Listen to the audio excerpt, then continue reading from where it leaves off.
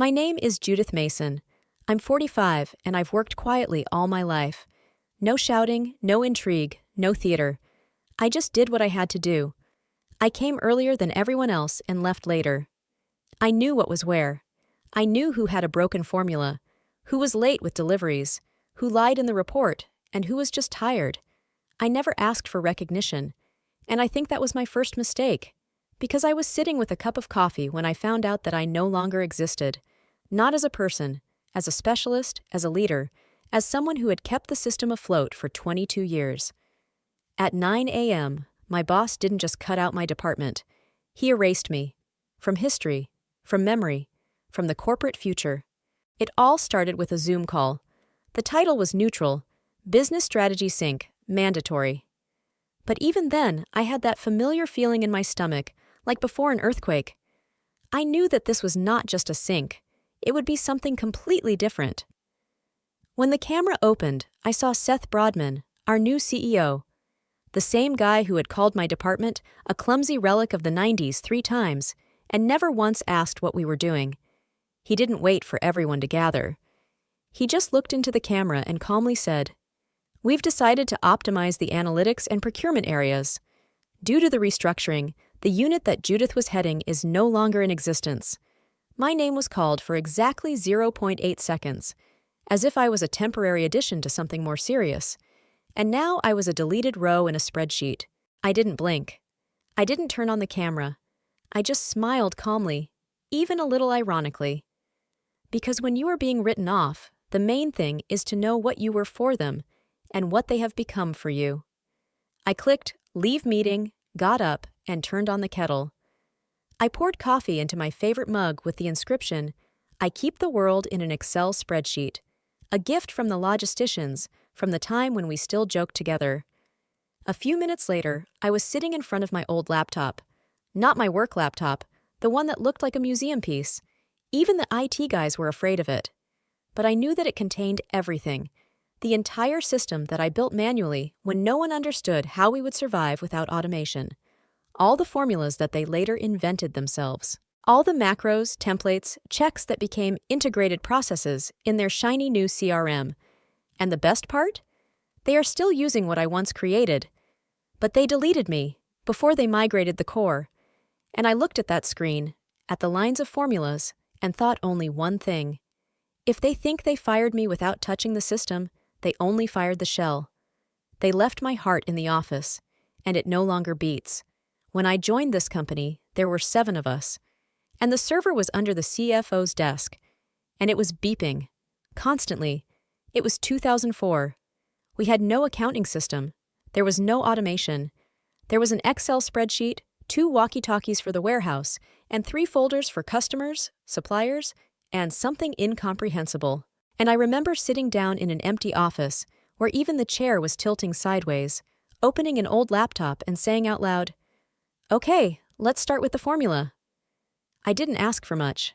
I just wanted everything to be organized, so that when the manager goes on vacation, his projects don't get stuck. I wanted it to be clear where, why, and what to do when the courier was late. I was given freedom. I created my own formulas. I wrote scripts. I made instructions that even accountants read. Everyone knew that if Judith wrote it, they could trust it. Over the years, my system grew. We didn't have money for licenses, so I made my own. Mason tables, as they were jokingly called, became the basis of everything. Warehouse, purchases, control, budgeting, everything was based on these blocks. When we were bought in 2012 and a new CIO came in, he looked at my files, shook his head, and said, "This will all have to go. We are transferring everything to CRM." I nodded, but I smiled inside, because he hadn't even realized that CRM was already powered by my spreadsheets. Gradually, changes began. New people, new processes. I didn't protest. I adapted. I even created manuals for the new systems. But there were things they didn't touch. They were afraid to break them. And I was the one they came to in secret. "Judith, can you check the formula in the updated file? Can you see why the system freezes when we add a new discount?" And I did. And I was silent, until Seth appeared, fresh, young, with a smile that resembled polished steel. He didn't ask.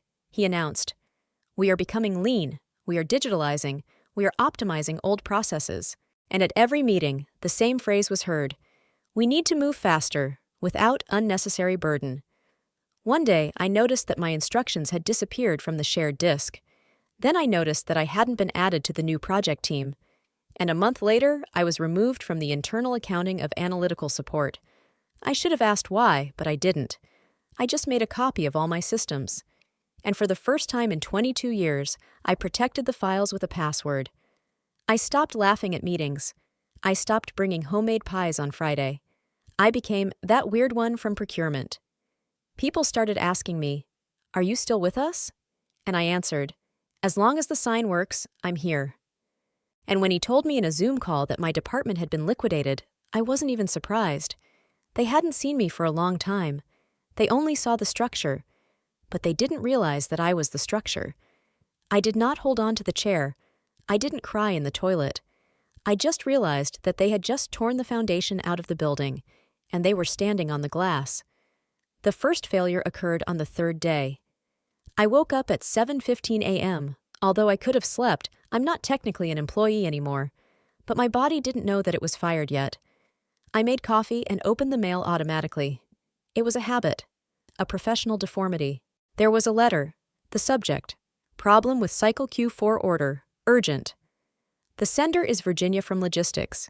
She's new, just joined a year ago. She is a good girl, diligent. She doesn't get upstairs, doesn't break things, just wants everything to work. Those who want everything to work are always the first to notice that something is going wrong. I opened the letter. There was one sentence. "Judith, I'm sorry to write to you on your private email, but the system is not pulling up the template for the fourth cycle. It has disappeared somewhere. We have the REF formula." I smiled. Not an evil smile, just one with more fatigue than emotion. REF is an error that appears when Excel is looking for a reference and it no longer exists. It's like asking for directions in a city that has already been demolished. I didn't reply. I just closed the email, but curiosity won out. I opened a copy of my system on my laptop, and I quickly found what they were missing. They had forgotten about the macro to update the variable seasonal coefficients that were manually entered with the forms for each supplier. They thought the system was working on its own, but it was working because I uploaded updates to the database once a month, at night. They pressed enter, and nothing happened. On the fourth day, Lawrence, a middle manager who always spun around like a politician at a cocktail party, wrote. He sent the spreadsheet and asked, "There's something wrong with the date format. It's displaying some nonsense instead of calculations. Can you take a look at it? Just as a friend?" I was about to answer. I really was. And then I remembered what Lawrence said at the last general meeting. I've been saying for a long time that manual systems are a weak point. They should have been updated 5 years ago. He didn't know that at that time he was using a formula that I had manually rewritten after a network failure. He didn't know because he wasn't interested. On the 5th day, the supplier called. Yes, he called. On my personal number. "Judith? Hey, it's Greg from Antalis. Listen, we got some sort of PO draft, but no code. It's just a title and a logo, no contact person. Do you have any idea what it could be?" I sighed and answered honestly. "I don't know, Greg. I don't work at Larnix anymore." There was silence on the other end, a long, deafening silence. And then, "You're kidding." I wasn't joking. That evening, I sat down at the table, printed out one of the tables, and just looked at it. There were 23 colored cells. Each one was manually programmed for a supplier, taking into account their special conditions. For some, the price depended on the volume. For some, it depended on the day of the week. For others, it depended on the phase of the moon, because the transport went through a port that operates erratically during the peak season. And all these things were not recorded in CRM, because CRM does not understand the nuances. It is a machine, and I am a memory. I looked up and thought, they kicked me out, but they didn't take anything. They left my body, without a brain, without a heart, without nerve endings. On the 6th day, Harold wrote to me. The subject line, "Confidential, just look at this." Harold worked in the finance department, 5 years older than me. We were never close, but I always knew he read between the lines. He knew how to listen not only with his ears, but also with the pauses between words. I opened the letter.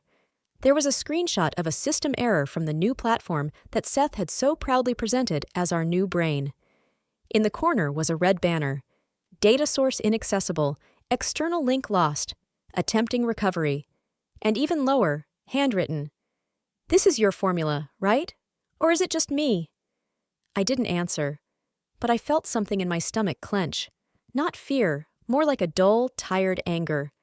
Because yes, Harold, that's my formula. Only no one asked me how it worked. It was simply transferred to the cloud, like a suitcase without a handle. On the 7th day, the phone rang. The number was not familiar. I didn't answer it. A minute later, it rang again. I picked up the phone. Judith? It's Julia from Client Services. I'm sorry to call you directly, but just tell me if we're doing something wrong. What do you mean? We can't upload the price blocks for the new contract. CRM is freezing. I thought you had a separate model for these things. Well, once upon a time.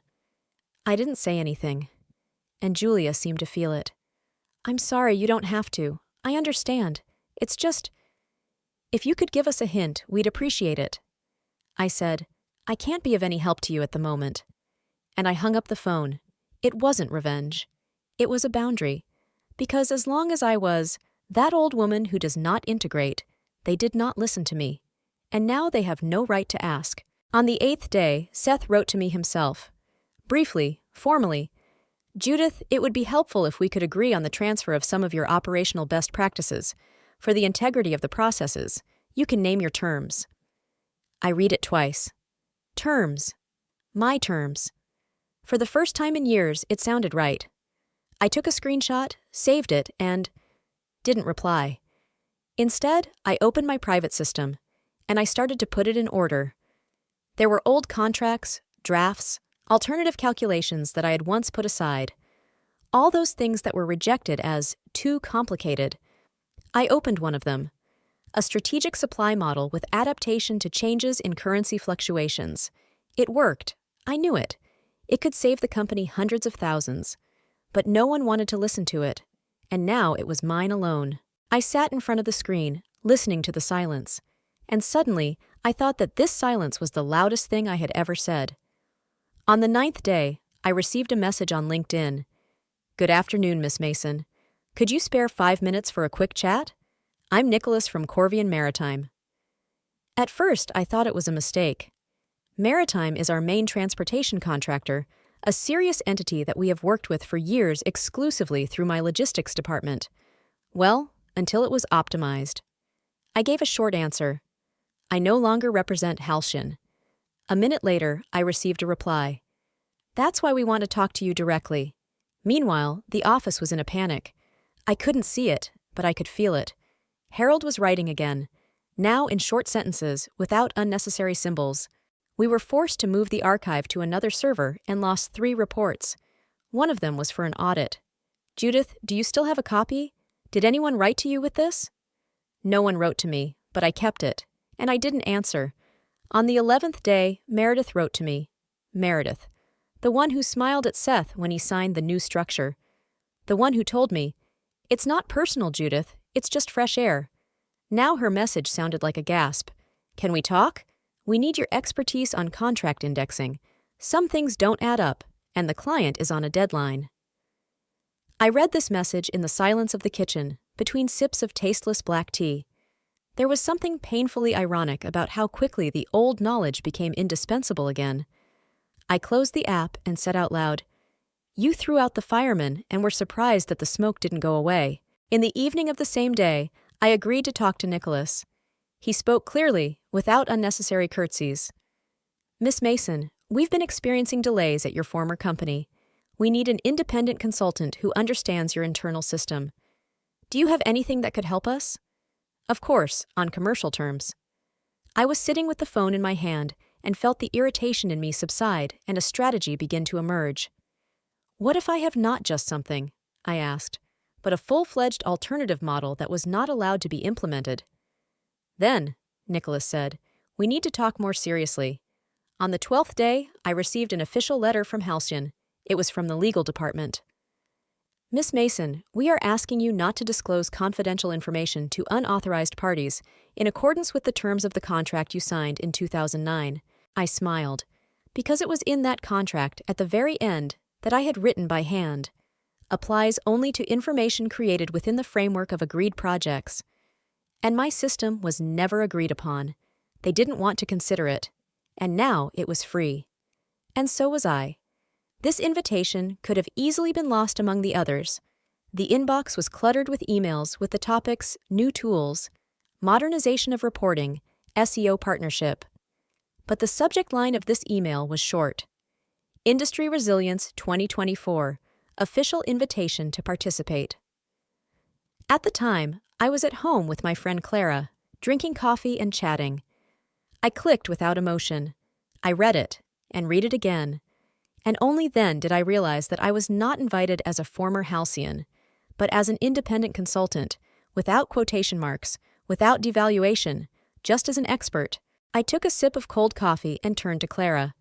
Conference in London, a panel with CEOs, and me, as an independent participant. "And you're going?" she asked. "I'm not hiding anymore, Clara. I'm going." On the day of the performance, I didn't wear a suit, but a dark blue short-sleeve shirt with a soft collar and a silver bracelet that my husband had once given me. He always said, "When you say something important, don't shrug your shoulders, speak with ease."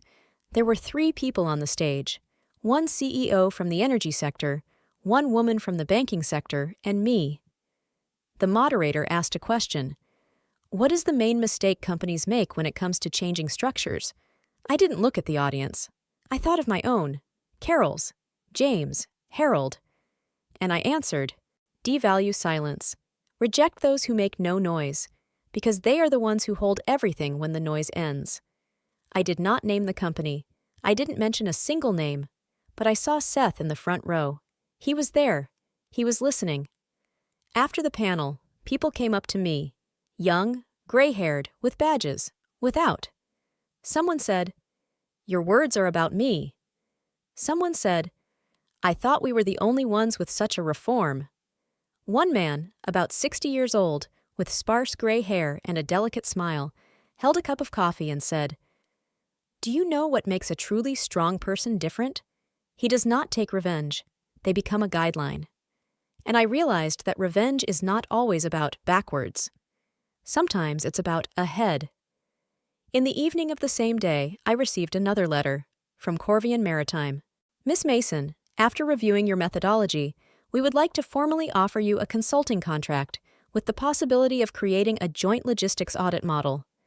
I stopped at the word joint, because for the first time in a long time, I was not an example of the past. I was the beginning of something new. I answered in just 2 sentences. I am ready. And I have a name for this model, Aurelia. The next morning, I opened the mail, and there was a message from Halcyon, from Meredith. "Judith, we saw the performance. If you're interested, maybe we should discuss your return in the format of temporary cooperation. The new CRO really appreciates your experience." I didn't get angry. I just didn't answer, because I didn't want to return to a place where I was listened to, only when everything else had burned down. After that, I went out to the balcony. The weather was almost warm. Light smoke from the stoves rose above the roofs, a common sight in my neighborhood. And I smiled, not because everything was perfect, but because for the first time in a long time, my name was not in the shadow of the logo. I have always believed that if something works, you can tell at first glance, from the first letter, from the first inquiry. And so it was with Corvian. The deal was simple. I would implement my analytics model for 3 terminals to see if Aurelia could really detect losses that Halcyon's system hadn't seen before. I was given 2 weeks. On the 8th day, I sent them a report. On the 10th, they called an emergency meeting. "Are you sure about this data?" asked Klaus, the chief logistician. "I'm not just sure. I have the source files. They show everything, down to the last milliliter of fuel, to the last undeclared container, down to the last employee who was supposed to be trained, but instead signed a certificate for himself." It was quiet, even strangely so. No one was arguing.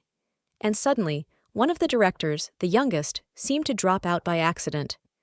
"Who is the author of the methodology? Have you presented it somewhere before?" I smiled. I had. But now it's an independent tool. It's called Aurelia. The day after this meeting, an old friend of mine from Halcyon wrote to me, informally, privately. "Listen, we have a request from Corvian to purchase a third-party analytical package. The name is Aurelia. The documentation has a style very similar to yours. Is it you?" I didn't answer. Why would I? Instead, I focused on the next step, an open presentation of Aurelia to a number of Corvian customers in Hamburg. There was only a laptop on the stage. No brand, no names. I opened the slide and just said, "This is a model that allows you to identify invisible losses before they become losses. But most importantly, it changes the logic of the system, from reactive to preventive, because sometimes even silence signals. If you listen to it." During the demonstration, the system showed red zones on the terminal map. After the presentation, a representative from Halcyon approached me. I knew him by sight. He did not know me. "We are currently reviewing the analytics structure. Is this your development?" "Yes, it is. The Aurelia team." We had a person who said something similar, but he didn't have time to implement it. I looked at him and didn't say anything, because there are things that are better left without prompting. In the evening, already at the hotel, I opened my laptop and opened my mail. There was an email with the subject line, "Aurelia, offer of a long-term contract." It contained an amount that was 3 times my last annual salary at Halcyon, and the condition, complete authorial freedom. I remembered the room where I was laid off again, like a piece of paper, and I thought, they just didn't realize that it wasn't a department they were cutting. They cut my contact with the future. But the most ironic thing was yet to come. Halcyon's internal reports, which were leaked to an insider forum, I'm not involved, honestly, stated, "The main threat in the market is the rapid spread of the independent Aurelia model developed by third-party experts." Third-party. I made a screenshot. I cut out this piece and put it as a wallpaper on my phone. A little reminder, you don't have to take revenge loudly. It is enough to be so effective that your absence hurts longer than your presence. "You have received an official request," said Arlo, my lawyer. "A request or a threat?" I asked again. Formally, it was a request, but the tone is the same. "You are violating patents. The methodology belongs to Halcyon, and in general, we demand that you stop public appearances with Aurelia." I put the cup on the table. Silence. Then a sip, and I smiled. Do they really think I have nothing documented? Arlo didn't answer. He just looked at the folder I had already pulled out of the closet. It contained 3 years of correspondence, original code fragments, working versions, metadata, and, most importantly, that very draft file with a comment. "Mason, this is yours. Just register it. With the date, with the Halcyon log, and with my name on it." "What are you planning?" Arlo spoke carefully. "To answer, but in my own way." I wasn't going to answer in an official tone. I had an invitation to participate in the Smart Logistics Europe Forum, and I decided that this would be my way of saying, enough is enough. The speech was on the second panel of the second day. The stage was unassuming. A white banner, 2 microphones. Adeline, Corvian's Chief Innovation Officer, was sitting next to me, and 3 other representatives from logistics hubs. When it was my turn, I paused. It was a short pause, but the silence in the room could be cut. I am Judith Mason, and I created Aurelia, not for companies, for systems, for processes that have become blind. I don't want to own the market. I want the tools that see more to be in the hands of those who have less. The first slide appeared on the screen. Pre-Aurelia versus post-Aurelia, differences on the example of 3 clients. There was no applause after the presentation. There was only silence, and then a stream of questions. "Is this officially your methodology?" "Yes, it is." "Have other companies used it before?" "Yes, but without my consent. And now it is no longer possible without my permission." The next day, I received a letter from the same lawyer from Halcyon. The letter was short. Judith, we offer to settle the situation out of court. It might be interesting to discuss a partnership. I exhaled a laugh, not even ironically, just as a reaction. They were the ones who made me redundant without a single thank you. And now, partnership. Are you going to answer? Arlo asked. Not yet. I had another plan. Easy, quiet, but eloquent.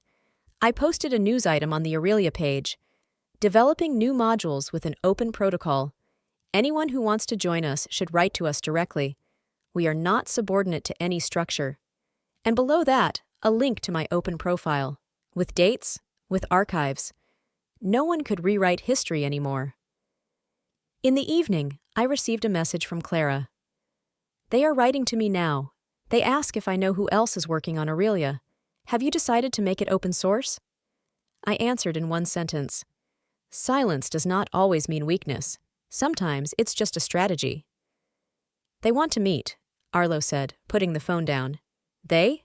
Halcyon, the new CEO, writing in person. I wasn't even surprised. It was expected. After my speech at the forum, and after Aurelia collected 3 independent contracts in a week, they couldn't keep quiet. The letter that came to my personal email, the one they thought was inactive, contained an apology, not a direct apology. It was a hint. We are sorry that the circumstances have developed in this way. Your contribution deserves a different format of cooperation. Perhaps it makes sense to restart the dialogue. Restart. How's the kettle? The meeting was scheduled at a hotel on the beach. Formally, it was neutral territory. But I was amused by the scene itself. Those who had silently removed me were now inviting me to speak. I didn't wear a suit, not even a jacket, just a dark blue shirt, jeans, and the same folder I used to leave the office with. Symbolism? Perhaps. But it was more like a calm demonstration. I remember everything. Miss Mason, the new CEO, smiled cautiously. He was no more than 35, a young school, spreadsheets, transformations, agile environments. We reviewed the documentation, and frankly, what you've done with Aurelia is really impressive. I didn't ask for a rating. Yes, you did. Of course you didn't. I mean, we recognize that some steps have been taken, maybe not quite right. Some steps? Oh, how careful, how diplomatic. I'm listening. What do you propose? Joint development, you as a consultant, with full IP fixation. You retain the rights, but commercialization is joint. We're ready to go for a percentage.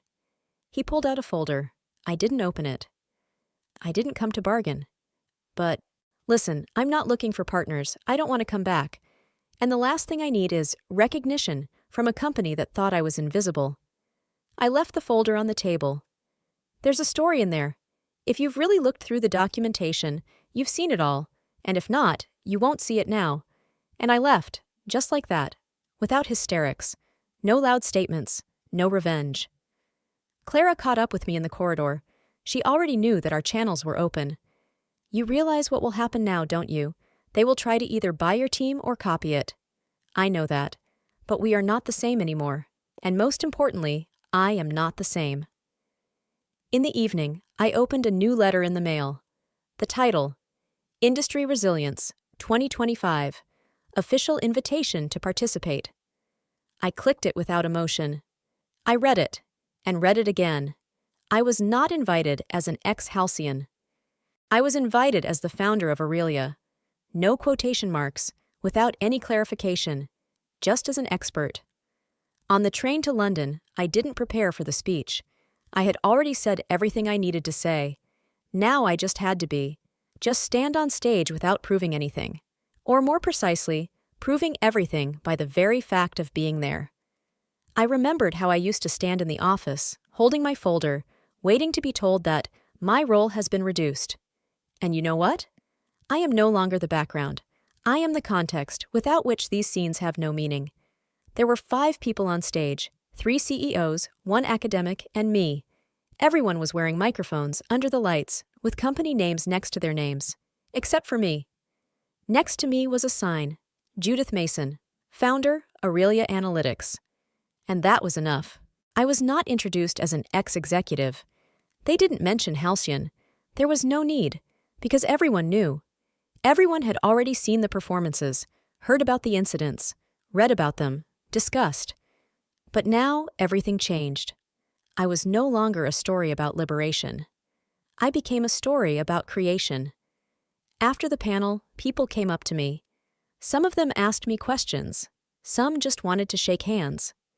One of the journalists asked, "If I may, one question. It depends. How do you feel now, standing here, after all this?"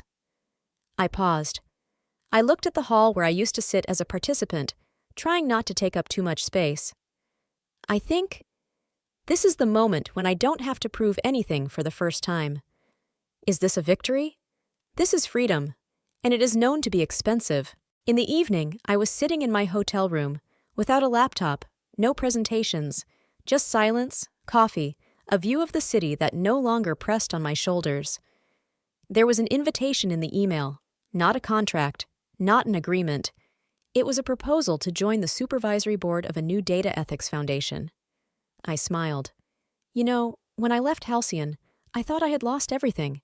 The status, the team, the history that had been building for 22 years. But in fact, it was they who lost it. Because they had a person who could see 10 steps ahead, and they chose someone who couldn't even see the present.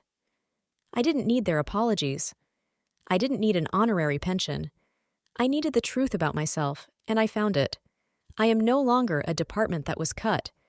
I am a system that has never been hacked. I am an architect of trust, not a victim of restructuring. The last call that evening was from Clara. "We have 3 new applications. One is from a government agency." "What country?" "Germany. But what?"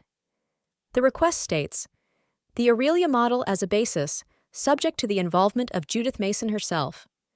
I laughed, not loudly, just warmly. "Well," I said, "now we decide who we work with. I no longer wait for a call from the office. I don't keep track of who has been promoted and who has been invited to a meeting without me. I sit in a room where every subject is my choice. Every meeting is my request. Each role is not given, but created.